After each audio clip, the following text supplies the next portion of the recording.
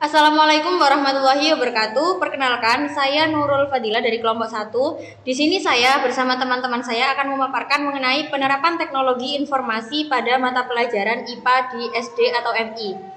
Berikut nama kelompok kami. Yang pertama ada Nihayatus Zain Salsabila, yang kedua ada Nur Nafilia Rohmah, yang ketiga dengan saya sendiri yaitu Nurul Fadila, yang keempat ada Risma Diah Juwati, yang kelima ada Syafa Aulia, yang keenam Fitria Raudhatul Jannah, dan yang ketujuh yaitu Nurul Hidayah.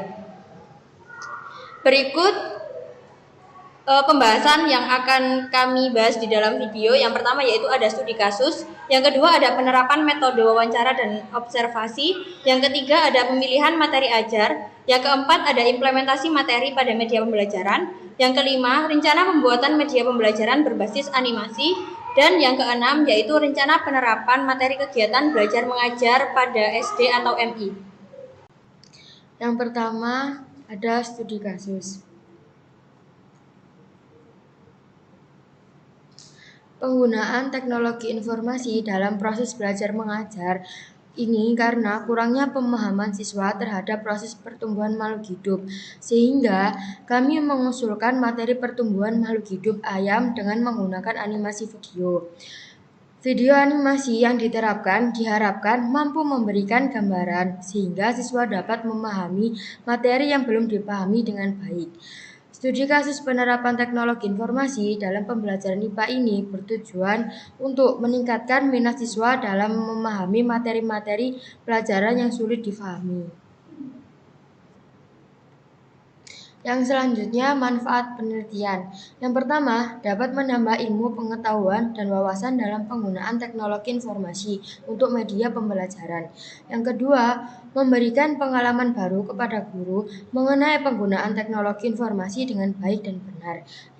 Yang ketiga, mempermudah siswa dalam memahami materi pembelajaran yang disampaikan guru dengan menggunakan teknologi informasi. Selanjutnya ada batasan penelitian.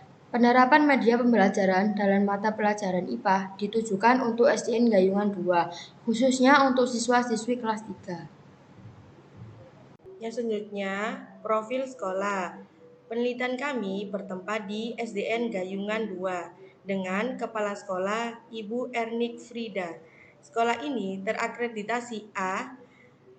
Alamat sekolah ini Jalan Gayungan Sari 7 nomor 23 Gayungan, Kecamatan Gayungan, Kota Surabaya, Jawa Timur.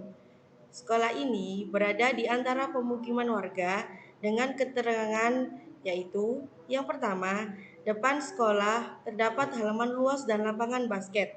Dan yang kedua, kanan, kiri, dan belakang sekolah adalah rumah warga. Dan yang terakhir, dekat dengan masjid. Yang selanjutnya ada visi, berprestasi, mandiri, berwawasan global berdasarkan IMTAK dan IPTEK. Dan yang selanjutnya ada misi. Yang pertama, menumbuh kembangkan penghayatan terhadap ajaran agama sehingga terbangun insan yang cerdas, cendekia, berbudi, pekerti luhur, dan berakhlak mulia. Yang kedua, membentuk sumber daya manusia yang aktif, kreatif, inovatif, berprestasi, dan mandiri untuk menjawab tantangan era industri. Yang ketiga, membangun citra sekolah dan terpercaya di masyarakat. Yang keempat, memotivasi siswa reguler maupun siswa berkebutuhan khusus untuk berprestasi secara intensif. Yang kelima, memberikan pelayanan yang prima dalam berbagai hal untuk mendukung proses belajar dan bekerja yang harmonis dan selaras. Dan yang terakhir, keenam, membudayakan membaca sebelum pelajaran. Yang kedua yaitu metode penelitian. Metode penelitian kami melakukan 2 tahapan. Yang pertama yaitu observasi dan yang kedua yaitu wawancara. Dalam tahapan observasi, kami melakukan dengan pengamatan proses belajar mengajar yang bertempat di SDN Gayungan 2 yang dilakukan secara khusus pada siswa kelas 3 yang mana menjadi subjek utama kami. Yang kedua yaitu wawancara. Wawancara semi terstruktur dilakukan dengan melibatkan 3 partisipan.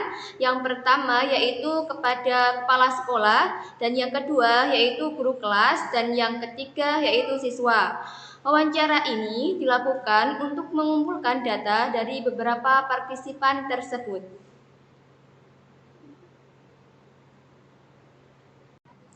Untuk yang ketiga yaitu materi ajar. Pemilihan materi ajar ini telah disesuaikan dengan materi pada kurikulum kelas 3. Karena pentingnya pemahaman mengenai pertumbuhan makhluk hidup, menjadikan kami mengambil materi sederhana yaitu pertumbuhan ayam. Materi ini lebih ditekankan di dalamnya karena kurangnya pemahaman siswa dan siswi mengenai materi tersebut, sehingga kami memilih materi ajar pelajaran IPA dengan bahan ajar berupa animasi video. Berikut materi ajar yang diberikan kepada siswa kelas 3 dengan materi pelajaran IPA. Yang pertama yaitu pengertian pertumbuhan makhluk hidup. Yang kedua, macam-macam makhluk hidup. Yang ketiga, ciri-ciri pertumbuhan makhluk hidup. Dan yang keempat, tahapan pertumbuhan makhluk hidup.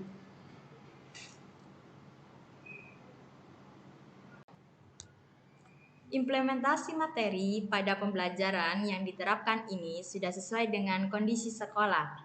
Hal ini sebagaimana pada data yang telah kami dapat dari hasil observasi dan wawancara bahwasannya SDN Gayungan 2 dalam pembelajaran sudah menggunakan teknologi informasi, baik berbasis komputer ataupun proyektor di ruangan kelas. Dalam pembelajarannya, beberapa guru di SDN Gayungan 2 juga sudah menggunakan teknologi informasi, yaitu dengan PowerPoint, video, ataupun yang lainnya. Sehingga implementasi materi IPA, yaitu pertumbuhan ayam, tersebut kami gunakan dengan sarana dan prasarana yang mendukung sekolah di SDN Gayungan 2, yaitu dengan komputer dan proyektor.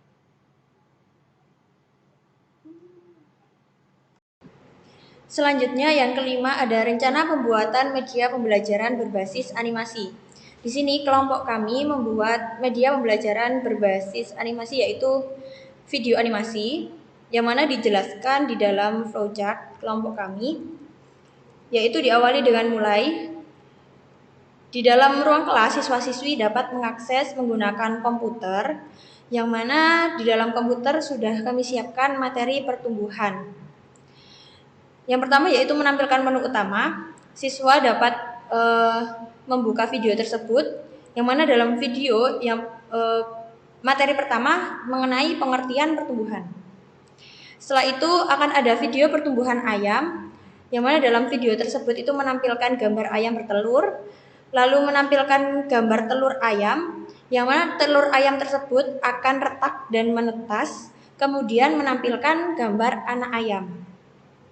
Setelah itu anak ayam akan berkembang menjadi ayam muda, dan ayam muda akan berkembang menjadi ayam dewasa. Animasi tahap-tahap pertumbuhan ayam tersebut kami jelaskan dan kami buat dengan video animasi dengan gambar yang sesederhana mungkin sehingga siswa-siswi dapat memahami tahap-tahap pertumbuhan ayam dengan mudah. Setelah menampilkan gambar video tahap-tahap pertumbuhan ayam, maka akan kembali ke menu utama dan berakhir dengan selesai. Siswa-siswi dapat mengakses kembali video tersebut dengan mengklik tombol mulai di tampilan menu utama. Di sini kami juga membuat contoh ilustrasi dan gambar konsep media pembelajaran berbasis animasi, yaitu tahap-tahap pertumbuhan ayam, di mana dari induk ayam yang mengerami telurnya akan berlanjut ke telur ayam akan menetas menjadi anak ayam akan menjadi ayam dewasa. Yang keenam yaitu rencana penerapan materi kegiatan belajar mengajar pada SD.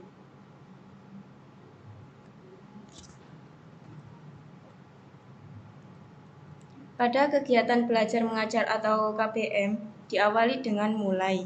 Setelah itu masuk kelas, melaksanakan pembukaan, yaitu membaca doa bersama-sama, pengenalan diri, mengisi absen, dan ice breaking sebelum materi. Setelah melaksanakan ice breaking, maka akan ada materi, yaitu menampilkan video animasi. Dalam animasi tersebut, menjelaskan materi pertumbuhan, menjelaskan mengenai contoh-contoh makhluk hidup, menampilkan tahap pertumbuhan pada makhluk hidup. Dalam proses pemberian materi, maka siswa menyimak. Setelah materi memberikan pertanyaan kepada siswa, jika siswa memahami dan bisa menjawab pertanyaan tersebut, maka jika ia lanjut dengan media pendukung yaitu kuis secara berkelompok. Jika siswa kurang atau tidak memahami, maka akan kembali kepada penjelasan materi pertumbuhan. Siswa yang memahami, maka bisa lanjut mengerjakan kuis secara berkelompok. Untuk penilaian kuis yaitu dengan target nilai lebih dari 75. Jika siswa kurang dari 75, maka siswa akan kembali kepada pengerjaan kuis. Dan jika iya, maka siswa telah memahami materi yang disampaikan. Setelah itu dapat mengakhiri dengan kegiatan belajar mengajar, melaksanakan penutup, berdoa bersama-sama, dan diakhiri dengan selesai. Sekian pemaparan dari kelompok kami, kurang lebihnya mohon maaf. Wassalamualaikum warahmatullahi wabarakatuh.